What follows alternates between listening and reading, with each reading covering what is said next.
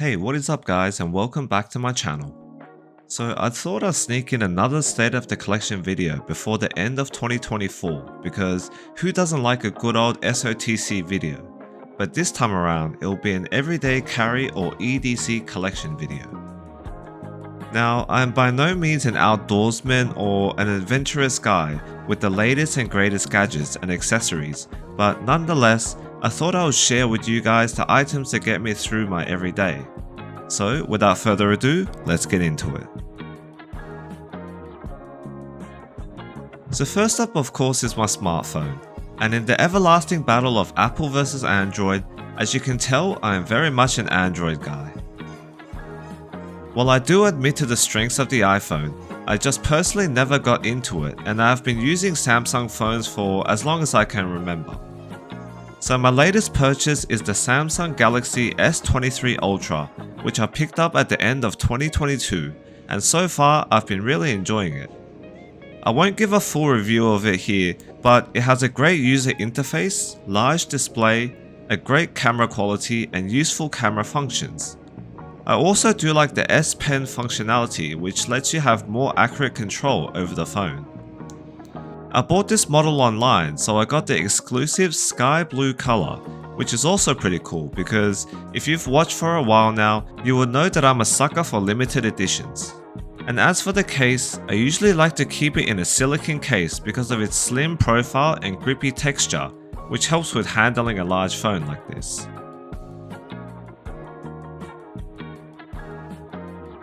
Next up is my earphones. The Samsung Galaxy Buds 2, which I bought as a package together with the phone. And I have to say, I'm quite impressed by these buds.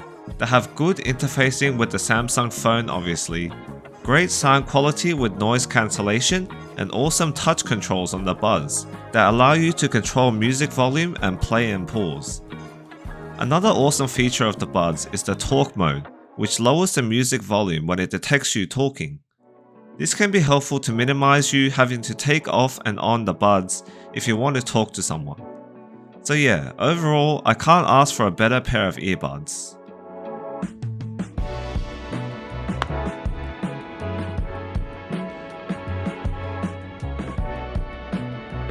Next up is my sunglasses. Now I have to admit that I'm not actually much of a sunglasses guy, because I don't really like how dark it gets when you put them on, so this is not technically an EDC item for me, but I thought I would showcase them anyway. I have two main pairs of sunglasses. The first one is from a brand called Chimmy. Chimmy is a fashion brand from Stockholm, and I have to give credit where it's due because I only found Chimmy through another big YouTuber, Daniel Simmons. And I think what sets these sunglasses apart from others is that they're quite stylish and trendy while still being functional. These are the number 5 model in black, and yeah, these are pretty much my go-to sunglasses.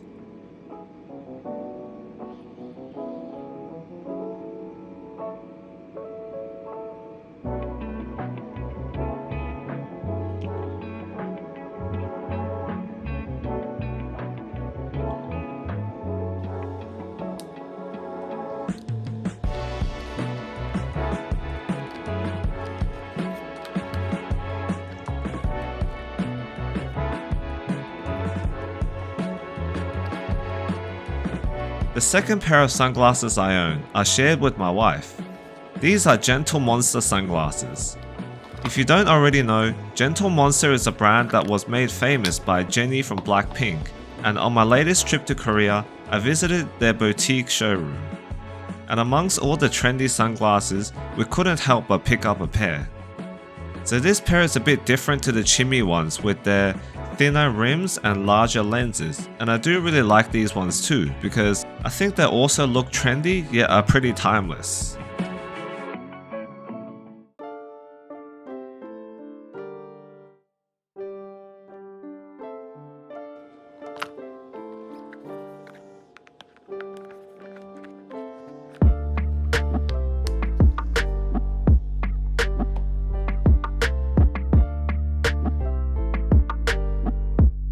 Now moving on to my wallet.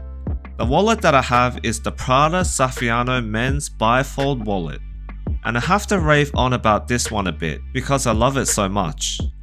Now, I'm by no means a luxury SLG collector, but I really have to recommend this wallet for anyone looking for a stylish and sturdy wallet. I've had this wallet for almost 5 years now, and as you can see, it's pretty much in pristine condition. Prior to this, I always bought cheaper wallets with lower grades of leather or even PU leather, which were all broken down within a year. But the Prada Saffiano leather is truly built different, and I don't even have as much as a scratch on this wallet. The wallet has 2 cash compartments in canvas and 4 card slots on each side, as well as 4 internal card slots. And the edges are well stitched and sealed. So yeah, overall, just an amazing wallet to have with me.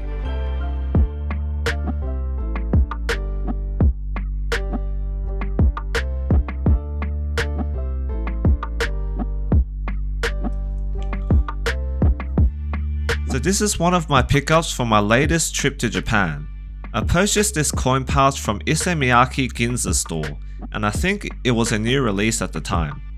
I'm actually quite a big Issey Miyake fan because I like a lot of their designs, so it was pretty cool to pick up this piece directly from Japan. Before getting my wallet, I used to have wallets with coin pouches, and this led to them becoming very thick, and I think it contributed to wearing them out, so I decided to swap to a coin pouch instead to manage my coins. So far, this coin pouch has been quite durable, and yeah, just a nice little accessory to carry coins when you get spare change.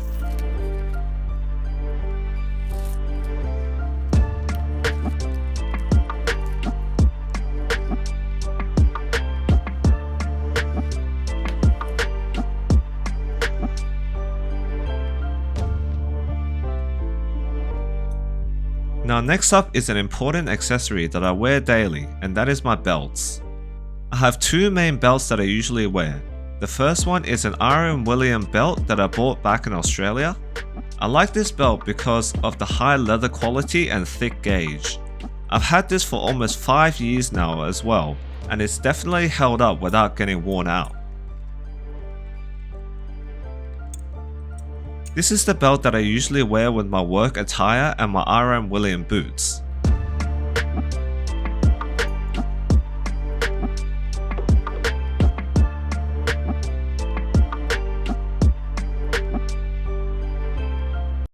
My second belt is a bit more special, and that is the Santos de Cartier belt, which my wife gifted to me for her birthday. What I enjoy about this belt, of course, is the leather quality and craftsmanship. And it's also reversible, so you can get multiple looks from one belt. This belt is also a bit more dressy, and I usually pair it with dressier attire. And once again, I was inspired by the great TGV in pairing this belt with my Cartier Santos watch, so I'm eternally thankful to my wife for gifting this to me. As you can see, due to the thinner gauge of the leather, this does actually experience more wear than my R.M. Williams belt. But I think to have that dressier and more elegant look is worth it in my opinion.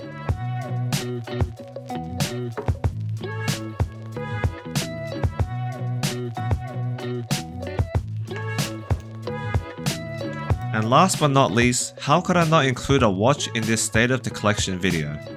As you guys know, I do have a collection of watches, but I thought about which one would qualify as my EDC piece. And ultimately, I landed on my trusty Tudor Pelagos 39.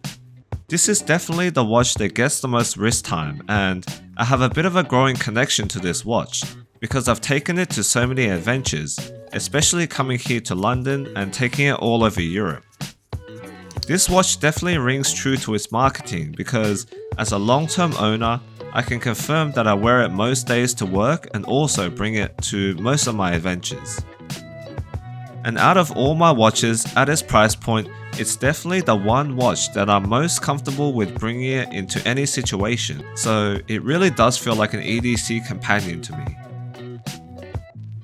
And if you want more details of this watch and others, you can check out my 2024 State of the Collection video.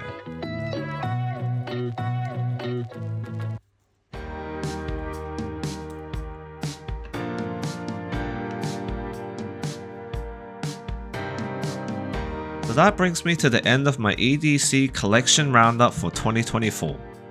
I do have a growing itch to collect more EDC items like a nice pen perhaps or flashlight, but the accessory that I definitely want to add to the collection is a Swiss Army knife or multi-tool. Actually, on a recent trip to Switzerland, I did come across the Victorinox boutique in Geneva, but at the time I had no idea about Swiss Army knives, so I didn't end up getting anything. So if you have any recommendations for EDC items like that, definitely let me know in the comments.